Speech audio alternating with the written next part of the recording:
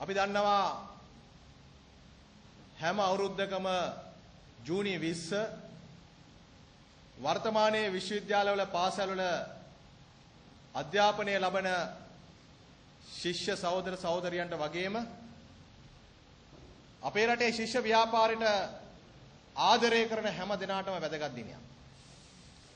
ජූනි 20 වෙනකොට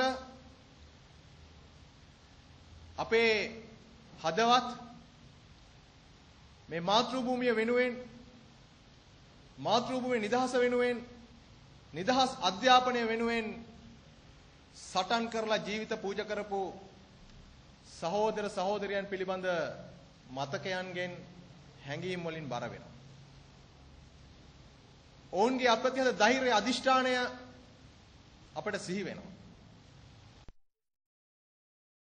හැම වසරකම ජූනි 20 මෙහෙම එකතු වෙලා ස්මරණය කරන්නේ මේ රට වෙනුවෙන් අනාගත පරම්පරාව වෙනුවෙන් ජීවිත පරිත්‍යාග කරපු ඒ සහෝදර සහෝදරියන් ඔවුන්ගේ ගුණ අපේ ජීවිතවලට බද්ධ කරගන්න. ඔවුන්ගෙන් යමක් ඉගෙනගෙන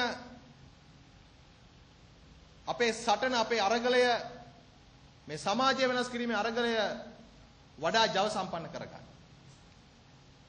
මුලින්ම සමාජවාදී ශිෂ්‍ය සංගමේ ආරාධනෙන් අද ජාතික ශිෂ්‍ය වීර දින 2014 මේ අවස්ථාවට ආරාධිත ඉන්දර සම්බන්ධ වෙලා ඉන්න ජනතා විමුක්ති පෙරමුණේ නායක අනුරිසානායක සහෝදරයාවත් විශ්වවිද්‍යාල ආචාර්ය සමිති සම්මේලනයේ සභාපති ජ්‍යෙෂ්ඨ කතිකාචාර්ය චන්ද්‍රගුප්ත තේනවල මහතාවත් අපි දැඩි සහෝදරත්වයෙන් පිළිගනු ලබනවා. ඒ වගේම මේ අවස්ථාවට සම්බන්ධ වෙලා ඉන්න ගෞරවනීය ස්වාමීන් වහන්සේ ඇතුළු ඔබ සියලු දෙනාමත් ඊටාම දැඩි සහෝදරත්වයෙන් පිළිගන්නවා. අපි හිතනවා ශිෂ්‍ය ව්‍යාපාරයේ හැටියට අපි ඔබ සියලු දෙනා මත ඉතා වැදගත්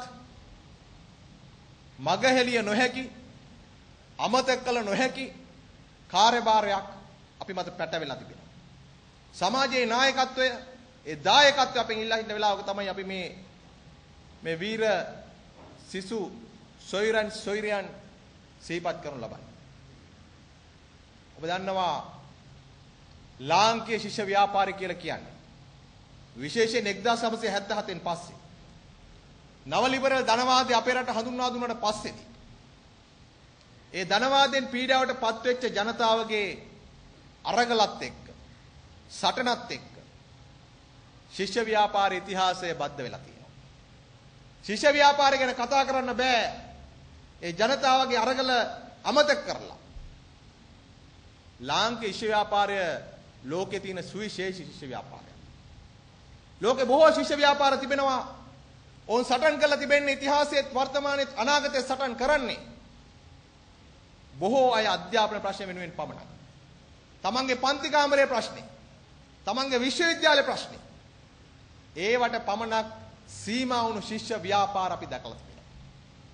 අපේ රටේ එහෙම තිබ්බා. 70 හරි ඉස්සර වෙනවා. නමුත් සමාජවාදී ශිෂ්‍ය සංගමේ නායකත්වයෙන් අපේ රටේ විශ්වවිද්‍යාල සහ ශිෂ්‍ය ප්‍රජාව සංවිධානය කරන්න ගත්තට පස්සේ ඔබ දන්නවා රටේ පැන නගින කුදු මහත් අරගල සියල්ලකටම ශිෂ්‍ය ව්‍යාපාරයේ දායකත්වය සැපයුවා. 1978 දුප්පත් ජනතාවගේ හාල් පොත කපන වෙලාව එක්සත් ජාතික පක්ෂ ආණ්ඩුව 80 අග 81 මුල අධ්‍යාපන දවල පත්‍රිකාව ගෙනාපු වෙලාවේ 82 උතුරු කොළඹ පෞද්ගලික වෛද්‍ය විද්‍යාලය ගෙනාපු වෙලාවේ 83න් පස්සේ මෙරටේ ප්‍රජාතන්ත්‍රවාදය දිනා ගැනීම වෙනුවෙන් 87 දී ඉන්දියානු ආක්‍රමණයට වෙරෙහිව එතනින් එහාට මෙරටේ රාජ්‍ය සම්පත් විකුණනකොට මෙරටේ ප්‍රජාතන්ත්‍රවාදය අහිමි කරනකොට මෙරටේ ජාතිවාදී ආගම්වාදී වපුරන ජාතික සමගිය බිඳ හැලෙනකොට පාලකයෝ එයට එරෙහිව ජනතාවත් එක්ක බද්ධ වෙලා අරගල කරා ශිෂ්‍ය ව්‍යාපාර. එහෙම උපයාගත් දැවැන්ත කීර්තියක් අපතෝ තිබෙනවා. එවැනි දැවැන්ත කීර්තියක් සහිත ව්‍යාපාරයක වර්තමාන පුරුක් තමයි අපි. නිසා ඔබ අපි සියලු දෙනාටම ඊටම ආඩම්බර විය හැකි ආඩම්බරයෙන් සිහිපත් කළ හැකි ශිෂ්‍ය ව්‍යාපාරයක් අප සතුව තිබෙනවා. මේ අපේ ඉතිහාසය 77න් පස්සේ මේ රටේ විවෘත ආර්ථිකයත් ගමන් කරපු ඉතිහාසයත් එක්ක අකණ්ඩව වෙල්ලා තිබෙනවා. ඉතිහාසය අමතක කළ ශිෂ්‍ය ව්‍යාපාරය අමතක කළ කාලෙත් ඉතිහාසය ලියන්න හම්බෙන්නේ නැහැ. එහෙම කරන්න බෑ. ඒ වගේම අපි දන්නවා මෙවැනි සැමරු දන්නවා සාමාන්‍යයෙන් රාජ්‍ය අනුග්‍රහය සහිතව පවත්වන සැමරුම් තියෙනවා.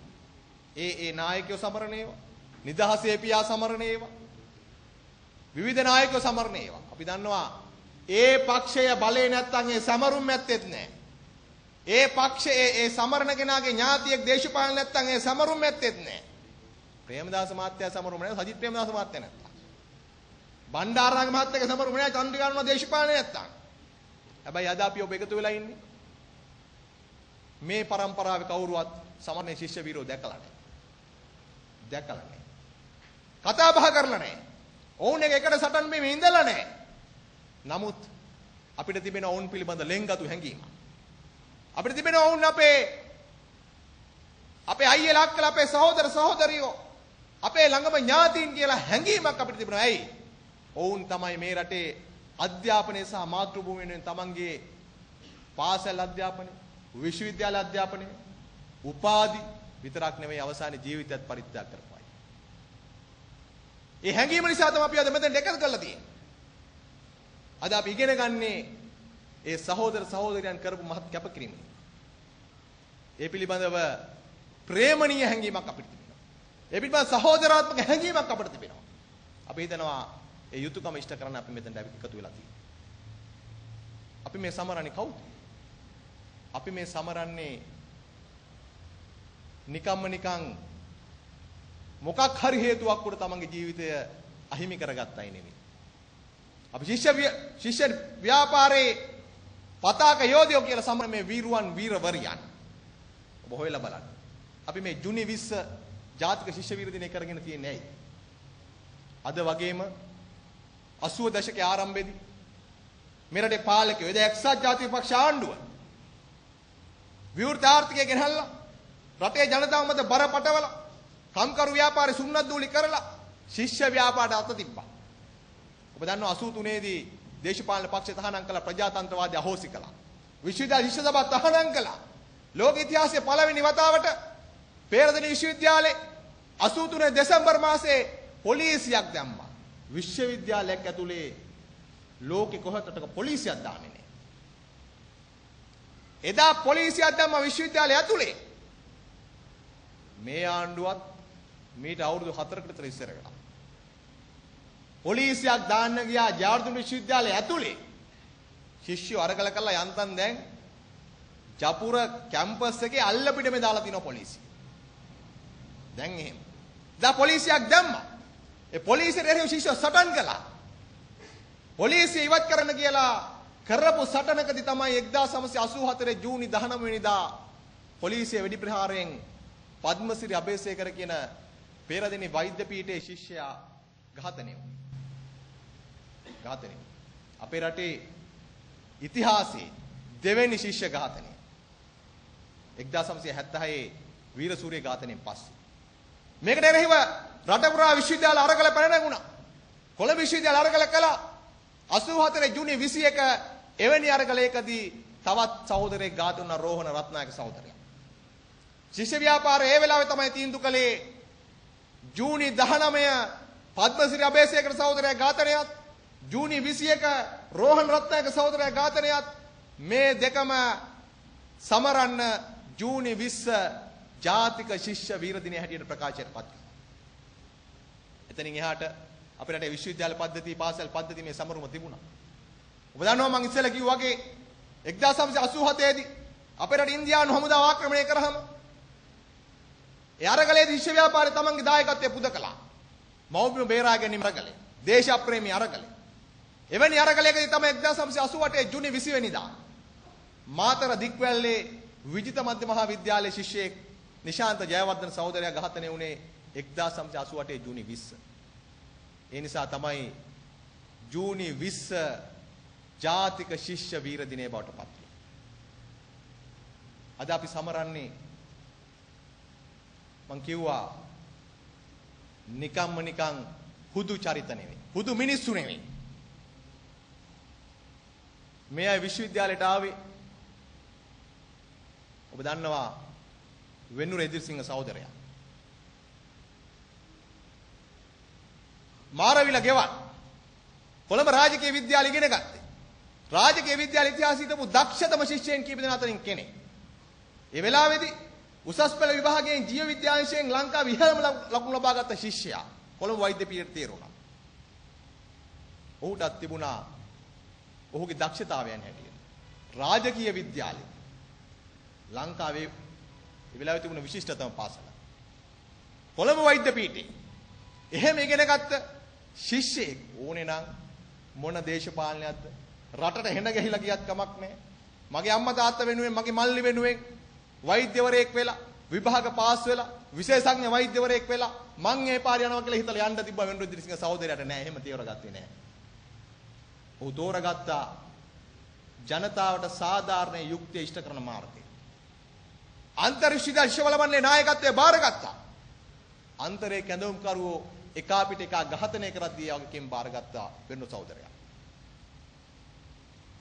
නිෂ්මි කියලා කියන්නේ පෙරදෙණි විශ්වවිද්‍යාලයේ ඉංජිනේරු පීඨ ශිෂ්‍ය. රත්නපුර ඇලෝසියස් විද්‍යාලයේ ඉගෙනගත් දක්ෂ කතිකයේ දක්ෂ සංවිධායකයේ 1988 ඉන්දියානු ආක්‍රමණය එරෙහිව පැවති දේශප්‍රේමී අරගලයේ අන්තර්විශ්වවිද්‍යාල ශිෂ්‍ය බල මණ්ඩලයෙන් කතා කරපු කතිකය ඔහු අපි වෙනුවෙන් තමන්ගේ ජීවිතය පූජා කරපු කෙනෙක්.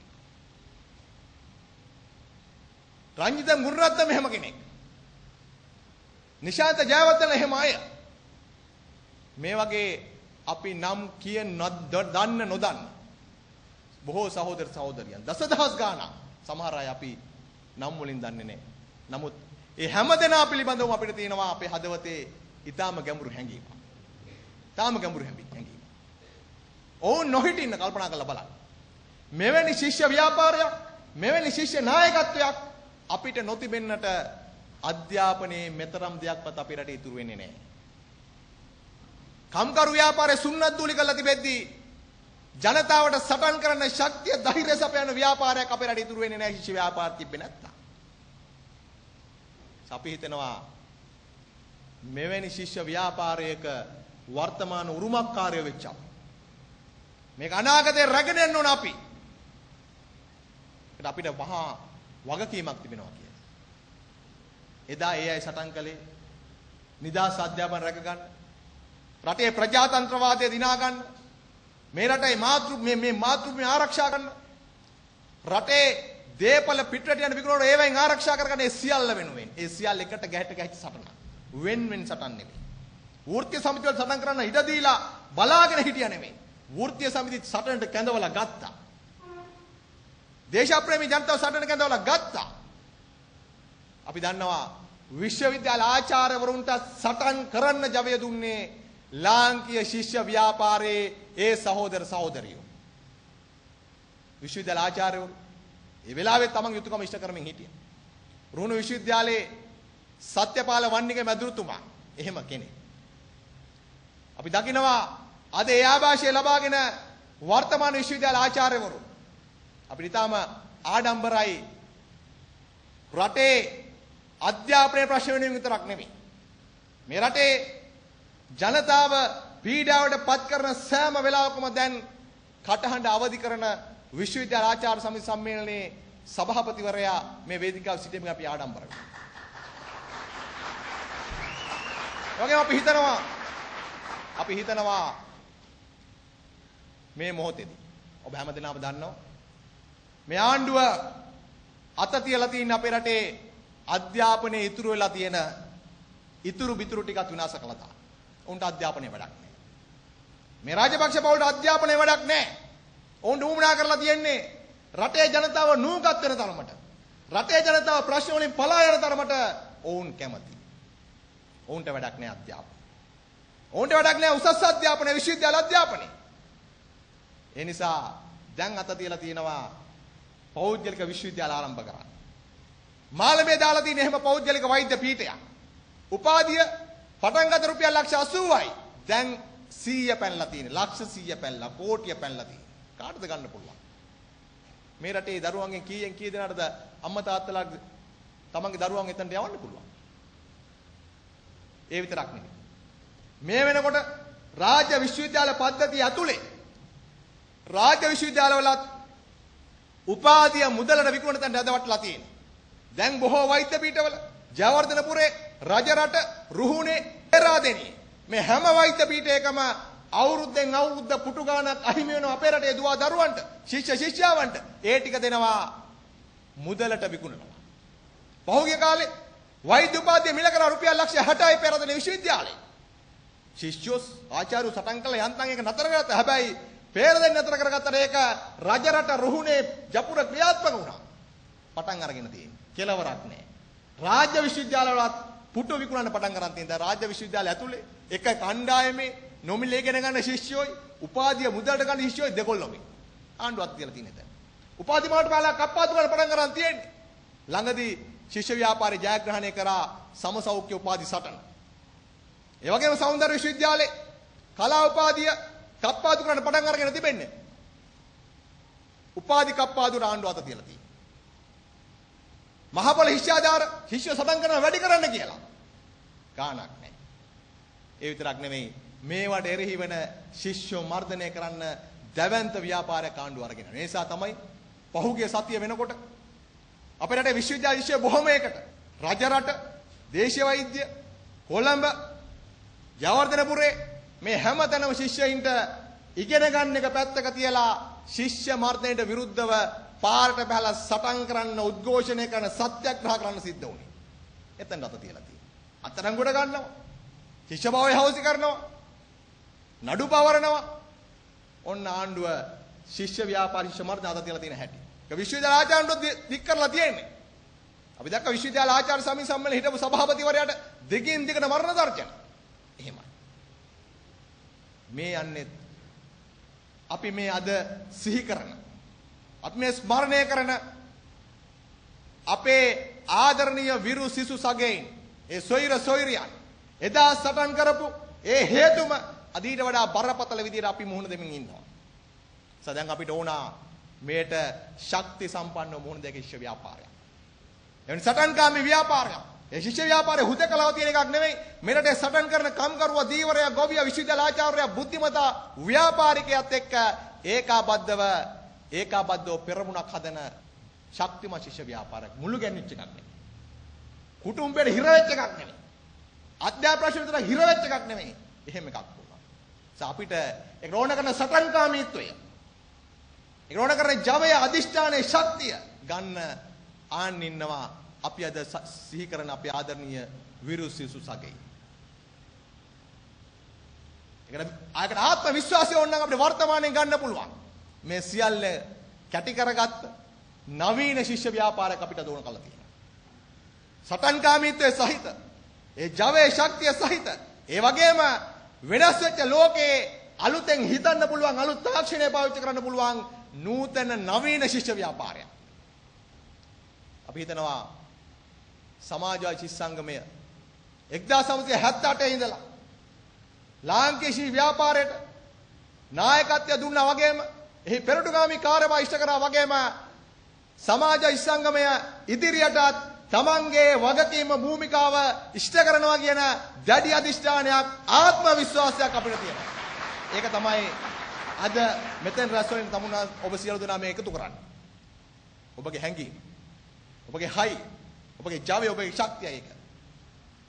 අපි ඒ කාර්යභාර උරදින. රට තුල දැවැන්ත වෙනසක් ඉල්ලා හිටිනවා. ඔබට ඒක දැනෙනවා. විශ්වවිද්‍යාලේ පාසලේ මේ හැම තැනකම ජනතාව වෙනසක් ඉල්ලා හිටිනවා. ඒ වෙනස පෙන්වුම් කරා පහුගිය කාලේ. ඒක නායකත්ව දෙන්න පුළුවන්. පක්ෂක මග පෙන්වීමට තමයි ශිෂ්‍ය ව්‍යාපාරයේ සමාජ සංගමය වැඩ කරමින් ඉන්නේ.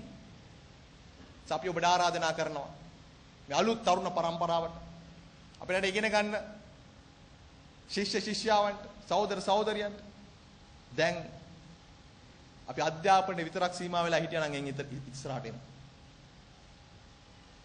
අධ්‍යාපනයෙන් විතරක් ජීවිත වෙනස් කරගන්න හිතුවා නම් එතනින් එහාට ගිහිල්ලා මේ සමාජය වෙනස් කරන සාධාරණ සමාජයක් යුක්තිකරු දේශයක් නිර්මාණය කරන නිවහල් මිනිසෙක් ගොඩනගන මේ සමාජ පරිවර්තනයට අපේ උපරිම දායකත්වය එකතු කරන අධිෂ්ඨාන කරගන්න. ඒකට තමන්ගේ අතීත ශිෂ්‍ය ව්‍යාපාරයේ සහෝදරයන් කරපු කැපකිරීම හොයලා බලන්න. හැරිලා බලන්න. ඒ අය තමන්ගේ ජීවිත ඕනනම් පුද්ගලික ගොඩනගාගත හැකිව තිබියදී. තමන්ගේ ජීවිත සුඛිත මුදිත කරගත හැකිව තිබියදී. ඒවා පැත්තක දාලා වැඩ කරපු කැප වෙච්ච අය. අපි ඔබට ආරාධනා කරන්නේ ඒ තමන්ගේ අතීත සගයන්ගෙන් විරුසිතු සොයරන්ගෙන් ඉගෙන ගන්න. ඔවුන්ගේ භාවිතාව තමන්ගේ ජීවිතයට උකහා ගන්න. ඒක තමයි මේ සැමරුමේ නැත්තම් සැමරුම් කරන්න පුළුවන් ඕන තරම්. ඔවුන්ට කරන සාධාරණය, ඔවුන්ට කරන යුක්තිය තමයි ඔවුන් ප්‍රාර්ථනා කළ ලෝකය අපි ඊටාම ඉක්මනින් ගොඩනගන එක. අපි හිතනවා මේ ජාතික ශිෂ්‍ය වීර දිනේදී අපි සියලු දෙනා අධිෂ්ඨාන කරගමු. එදා මෞබිමේ නිදහස් අධ්‍යාපන වෙනුවෙන් සටන්වද දිවිපිදු සියලු සොයුරයන් ඔවුන් පැතු ලොව අපි ගොඩනගනවා. ඔවුන් පැතු ජයග්‍රහණය ජනතාවට ලබා දෙනවා. ඒ අධිෂ්ඨානයත් සහිතව මෙතන බැමිණ දින ඔබ සියලු දෙනාම නැවත වතාවක් දැඩි සහෝදරත්වයෙන් පිළිගනිමින් මම නියනවා. ඔබ සියලු දෙනාට ජය වේවා. බොහොම ස්තුතියි.